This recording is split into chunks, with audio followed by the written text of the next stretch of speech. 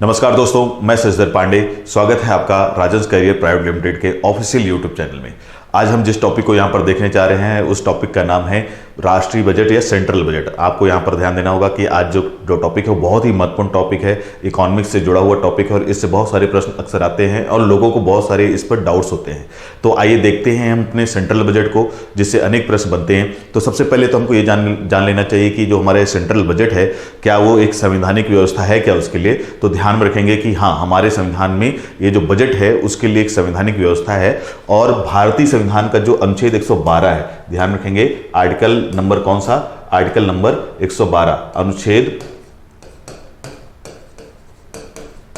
112, ये जो है इस आर्टिकल में आर्टिकल नंबर 112 जो है वो बहुत ही महत्वपूर्ण आर्टिकल है। इस आर्टिकल में इस बात की व्यवस्था की गई है कि भारत सरकार का एक बजट होगा। और यहां पर ये भी ध्यान रखेंगे कि जो ये बजट शब्द है, ये शब्द जो है ये भारतीय संविधान में इसका कहीं पर भी उल्लेख नहीं मिलता है, बल्कि हमारे भारतीय संविधान में इसके लिए जो बात की गई है, इसके लिए जो शब्द यूज किया गया है वो है वार्षिक वित्तीय विवरण या एनुअल फाइनेंशियल स्टेटमेंट। ध्यान रखेंगे क्या वर्ड यूज किया गया है, तो एनुअल फाइनेंशियल स्टेटमेंट, ये वर्ड यूज किया गया, एनुअल फाइनेंशियल स्टेटमेंट। कहां पर, तो आर्टिकल 112 में। अभी होता क्या है एनुअल फाइनेंशियल स्टेटमेंट, इसको भी थोड़ा सा समझ लेते हैं कि किसी भी देश या किसी भी सरकार का एक वित्तीय वर्ष का किसका, तो ध्यान रखेंगे किसी भी सरकार का या भारत सरकार का एक वित्तीय वर्ष का जो आय और व्यय का, इनकम और एक्सपेंडिचर का जो लेखा जोखा, जो पूरा रिपोर्ट होता है, उसी को हम कहते हैं बजट या वार्षिक वित्तीय विवरण। तो बहुत ही महत्वपूर्ण है, आप सभी को ध्यान रखना होगा कि इसकी परिभाषा क्या है।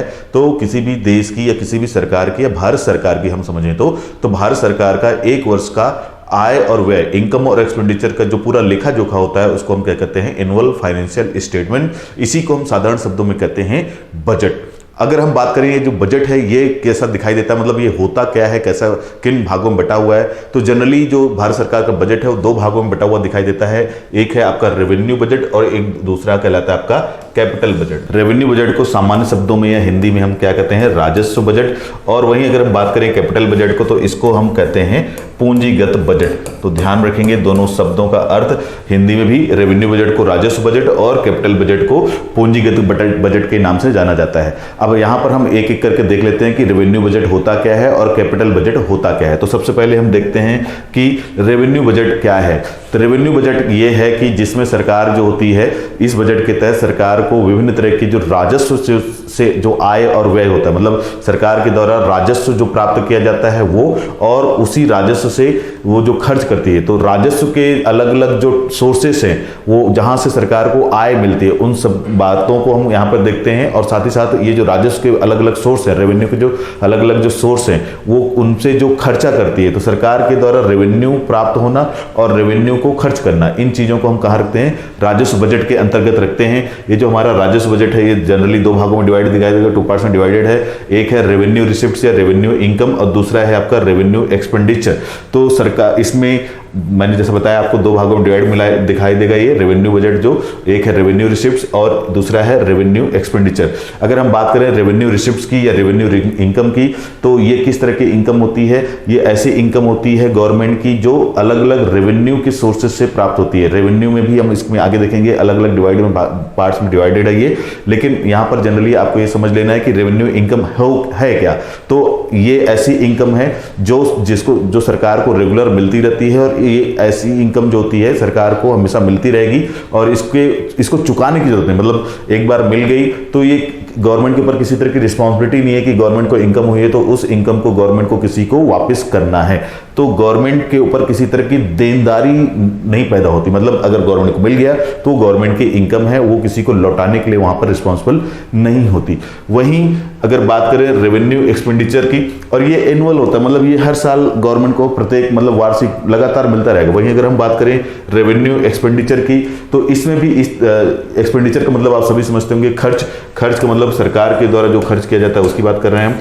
तो गवर्नमेंट को जो रेवेन्यू से जो इनकम मिल रही है, उसी इनकम को गवर्नमेंट जब खर्च करती है तो इसको हम क्या कर सकते हैं, एक तरह से रेवेन्यू एक्सपेंडिचर। इसमें क्या होता है, ये भी वार्षिक प्रवृत्ति है, एनुअल नेचर के होते हैं। और यहां पर क्या होता है कि जब सरकार इस तरह से खर्च करती है, रेवेन्यू एक्सपेंडिचर जब करती है, तो उसमें भी सरकार को ये करना ही है, ये उसकी जिम्मेदारी है।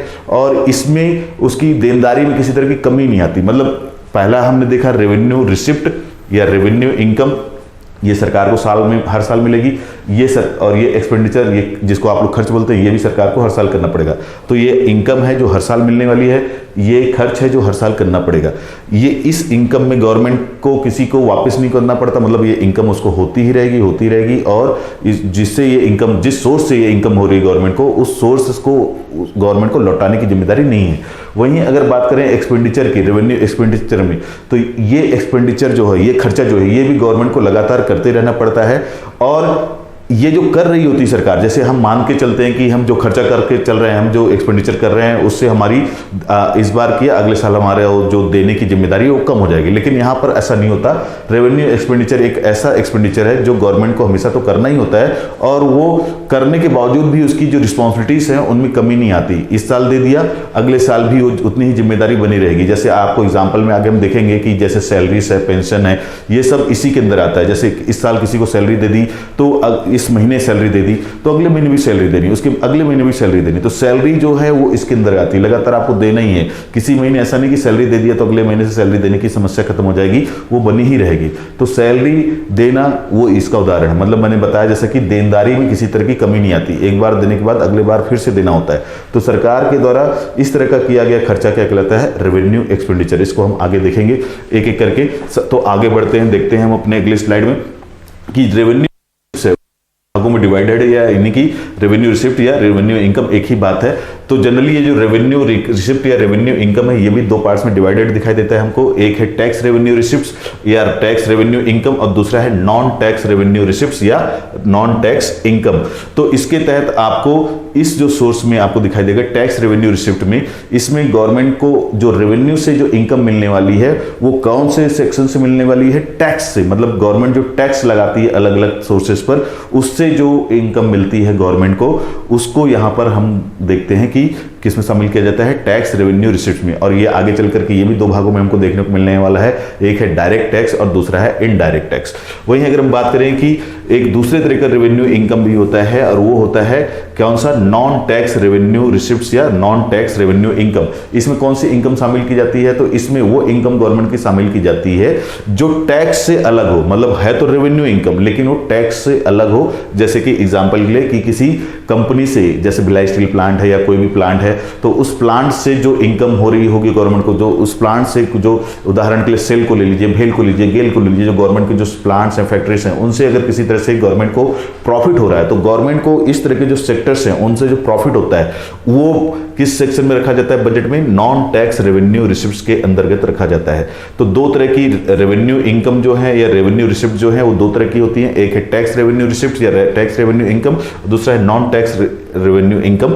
तो मैंने बताया कि टैक्स रेवेन्यू में आपको गवर्नमेंट जो अलग अलग तरह के टैक्स लगाती है लोगों के ऊपर या कंपनीज के ऊपर, उनसे जो इनकम होती है उसको इसमें रखा जाता है, इस सेक्शन में। वहीं पर दूसरा जो सेक्शन है नॉन टैक्स, उसमें गवर्नमेंट को अगर किसी उसके सेक्टर से, मान लीजिए किसी फैक्ट्री से अगर किसी तरह का प्रॉफिट हो रहा है, डिविडेंड मिल रहा है, लाभांश मिल रहा है, तो उसको इस सेक्शन में रखा जाता है। अब हम आ जाते हैं अगला सेक्शन पर कि टैक्स रेवेन्यू जो रिसिप्ट है या टैक्स रेवेन्यू इनकम है वो कितने प्रकार की होती है। तो वो भी आगे चल करके दो भागों में डिवाइड दिखाई देगी आपको। एक है डायरेक्ट टैक्स और दूसरा है इनडायरेक्ट टैक्स।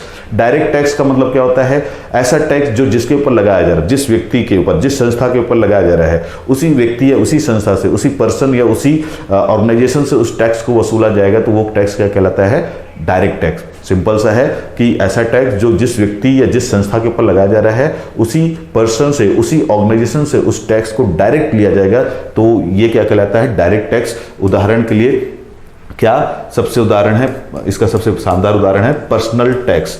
पर्सनल टैक्स या लोगों से जो उनकी इनकम पर वार्षिक, मतलब जो जैसे कोई व्यक्ति नौकरी में है, सरकारी नौकरी या किसी भी नौकरी में है, तो उस नौकरी में होने के चलते उसको सरकार को एक टैक्स सालाना चुकाना पड़ता है, तो वो उसका क्या कहलाएगा, पर्सनल टैक्स। तो पर्सनल टैक्स है जिस व्यक्ति से, जो जिस व्यक्ति के ऊपर लगाया जा रहा है वही व्यक्ति उस टैक्स को चुकाने के लिए जिम्मेदार है।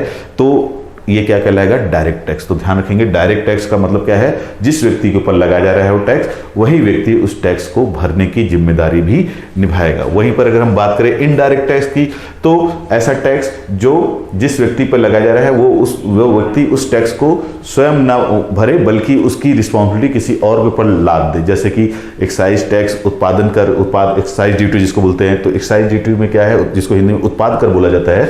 जैसे मान लीजिए ये पेन है, तो इस पेन को बनाने के ऊपर जो खर्चा आया है, तो बनाने के साथ साथ सरकार के ऊपर, सरकार के पास अधिकार होता है कि इस पेन के बनने पर ही, मतलब जैसे ये पेन बन के तैयार हुआ, तो इसके ऊपर कुछ टैक्स ले सकती है सरकार, जिसको हम क्या बोलते हैं, एक्साइज ड्यूटी या उत्पाद कर। अब जैसे मान लेते हैं इस पेन के ऊपर गवर्नमेंट ने 2 रुपए का एक्साइज ड्यूटी या एक्साइज टैक्स लिया, तो 2 रुपए ये किसको देना चाहिए था, ये 2 रुपए देना चाहिए था जिस कंपनी ने इस पेन को बनाया है। लेकिन कंपनी वाला क्या करता है कि वो इस पेन में 2 रुपए की कीमत और जोड़ देता है जो उसने टैक्स के रूप में गवर्नमेंट को दी है, और अंततः ये पेन 2 रुपए और महंगा हो जाता है। और जब 2 रुपए महंगा हो जाता है तो फिर वो मार्केट में वो आप खरीदते हैं उस पेन को, और वास्तव में जो 2 रुपए उस व्यक्ति ने, जिसकी कंपनी थी पेन बनाने की, उसको भरना चाहिए था, लेकिन अंत में दे कौन रहा है, आप दे रहे हैं, क्योंकि आपने उस कीमत पर पेन खरीदा है जो टैक्स भी जुड़ा हुआ है। तो इस पेन में टैक्स की जो रेट है जो दिया है उस कंपनी के मालिक ने, उसको भी जोड़ दिया और फिर मार्केट में बेच दिया, और आप उसी रेट पर पेन को खरीद रहे हैं। तो जो टैक्स लगा है,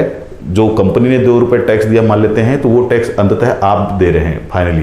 तो इसको क्या कहा जाता है, इनडायरेक्ट टैक्स। डायरेक्ट में जिसके ऊपर लगा वही चुका रहा है, इनडायरेक्ट में जिसके ऊपर लगा चुकाया तो उसने, लेकिन उस कर को, उस टैक्स को उसने उस वस्तु के ऊपर जोड़ दिया। जैसे मैंने एग्जांपल दिया कि उस वस्तु में जोड़ दिया, और अब उस टैक्स को कोई एक तरह से दूसरा व्यक्ति भर रहा है, तो इसको क्या कहा जाता है, हम कहते हैं हम इनडायरेक्ट टैक्स। तो ये दोनों ध्यान में रखेंगे, एक हो गया आपका डायरेक्ट टैक्स और दूसरा हो गया इनडायरेक्ट टैक्स। तो वहीं अगर हम बात करें कि दूसरा जो नॉन टैक्स रेवेन्यू रिसिप्ट्स या नॉन टैक्स रेवेन्यू इनकम क्या होती हैं, तो उनको भी यहाँ पे समझ लेते हैं। उसके बारे में मैंने जैसे पहले भी बताया आपको कि नॉन टैक्स रेवेन्यू इनकम ऐसी इनकम होती हैं जो गवर्नमेंट को उनकी किसी कंपनी या किसी संस्था से उन जो लाभांश मिलता है, डिविडेंड मिलता है, जो प्रॉफिट होता है, उसको शामिल किया जाता है किसमें, नॉन टैक्स रेवेन्यू रिसिप्ट्स में। इसके और भी दूसरे उदाहरण है, एग्जाम्पल्स हैं, जैसे कि गवर्नमेंट जैसे डाक टिकट छापती है, तो उस डाक टिकट से जो चार्जेस वसूल करती है वो भी इसी में शामिल किया जाता है। मतलब यहां पर समझने की बात यह है कि ऐसी कोई भी इनकम, ऐसा कोई भी रेवेन्यू गवर्नमेंट का जो टैक्स वगैरह से ना आता हो, वो क्या कहलाता है, नॉन टैक्स रेवेन्यू रिसिप्ट्स या इनकम। और इसका एग्जांपल में मैंने बताया कि किसी कंपनी का प्रॉफिट या डिविडेंड, या फिर जो गवर्नमेंट अलग अलग तरह के चार्जेस लेती है या पेनाल्टी लगाती है, उस पेनाल्टी और उस चार्जेस से जो गवर्नमेंट को इनकम होती है, वो भी कहां पे शामिल किया जाता है। जैसे मान लीजिए आप ट्रेन में चढ़ रहे हैं, यात्रा कर रहे हैं, और आप बिना टिकट के ही चढ़ गए हैं, तो आपसे कुछ चार्जेस लिया जाता है, पेनाल्टी लगाई जाती है, तो वो पेनाल्टी भी तो एक तरह की गवर्नमेंट की इनकम है। इसके अलावा आपने अगर टिकट कटाई भी है तो वो भी गवर्नमेंट की इनकम है। तो इस तरह की कई सारे एग्जांपल्स हैं, ये भी गवर्नमेंट की इनकम में ही शामिल होते हैं। तो ये सब इनकम जो है वो क्या कहलाएंगे, आपके नॉन टैक्स रेवेन्यू रिसिप्ट्स या नॉन टैक्स रेवेन्यू इनकम।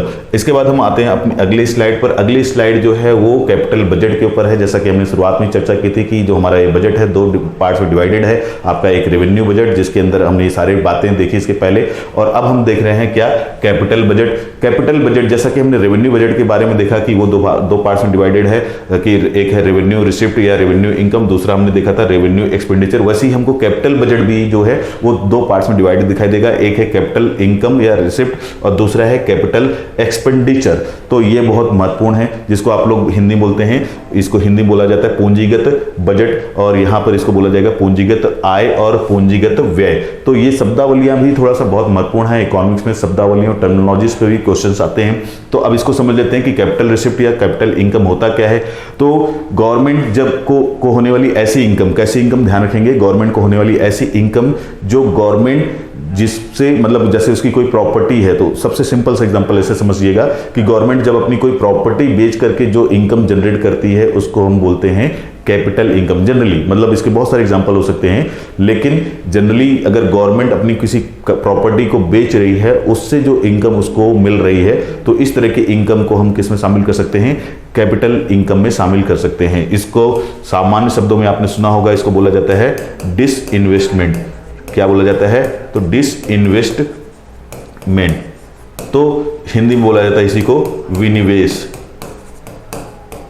तो जैसे कि ये सुना हो और सबसे फेमस है ये शब्द कि गवर्नमेंट कभी कभी अपनी किसी प्रॉपर्टी को, जैसे एयर इंडिया को गवर्नमेंट ने बेचा है अभी हाल फिलहाल में, आप सभी को पता है कि गवर्नमेंट ऑफ इंडिया ने एयर इंडिया जो उनका खुद का ऑर्गेनाइजेशन था उसको रतन टाटा जी को बेच दिया है। तो उससे गवर्नमेंट को एक बहुत बड़ा अमाउंट धनराशि मिला है। तो वो इनकम जो है वो इनकम क्या कहलाएगी, आपकी कैपिटल रिसिप्ट या कैपिटल इनकम कहलाएगी। यानी कि गवर्नमेंट की प्रॉपर्टी में यहाँ पर क्या हो रही है, कमी हो रही है। समझिएगा, गवर्नमेंट की प्रॉपर्टी में क्या होगी, यहाँ पर कमी होगी। तो इस तरह की इनकम में गवर्नमेंट की जो प्रॉपर्टीज होती है, उसकी वेल्थ होती है, उसमें कमी आती है और उसको बेच करके गवर्नमेंट को कुछ पैसा मिलता है। और उदाहरण के लिए मैंने बताया रतन टाटा और एयर इंडिया का एग्जांपल करती है। वहीं अगर हम कैपिटल एक्सपेंडिचर की बात करें, इसमें हमको ये दिखाई दिया, क्या दिखाई दिया कि गवर्नमेंट की प्रॉपर्टी या वेल्थ में कमी हुई। लेकिन यहाँ पर क्या दिखाई देगा कि गवर्नमेंट की प्रॉपर्टी या वेल्थ का जनरेशन होता है, मतलब यहाँ पर एक नई संपत्ति का क्रिएशन होता है, फॉर्मेशन होता है। और इसलिए इसमें क्या होता है कि इसको ऐसा समझिएगा कि गवर्नमेंट के द्वारा किया गया ऐसा एक्सपेंडिचर जिससे इंफ्रास्ट्रक्चरल डेवलपमेंट हो। कैसा डेवलपमेंट हो, इंफ्रास्ट्रक्चर।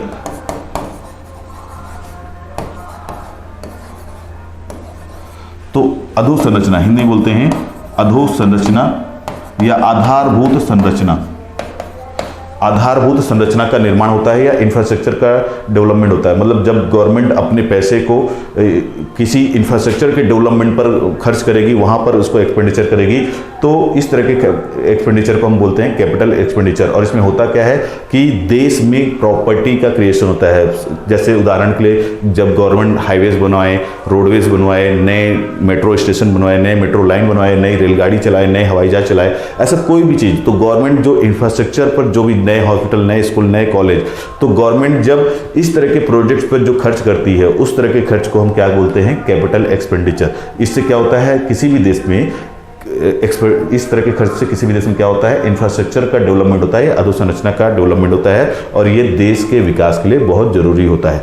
तो इस तरह से हमने ये जो देखा आज, ये बहुत महत्वपूर्ण टॉपिक देखा हमने, बजट, जिसके बारे में मैंने शुरुआत में बताया कि इसकी व्याख्या कहाँ पर है। तो भारतीय संविधान के अनुच्छेद 112 में इसका डिस्कशन किया गया है, आर्टिकल नंबर 112 में। और ये जो हमारा बजट है जनरली वो 2 पार्ट्स में डिवाइडेड दिखाई देता है। एक है आपका रेवेन्यू बजट और दूसरा है कैपिटल बजट। और इसके अंदर जितनी भी बातें हमने यहाँ पर चर्चा की, वो सभी महत्वपूर्ण, उन सभी से प्रश्न बनते हैं जिनको आपको ध्यान रखना होगा। आज के इस वीडियो में केवल इतना ही। मिलते हैं अपने अगले वीडियो में, तब तक के लिए धन्यवाद।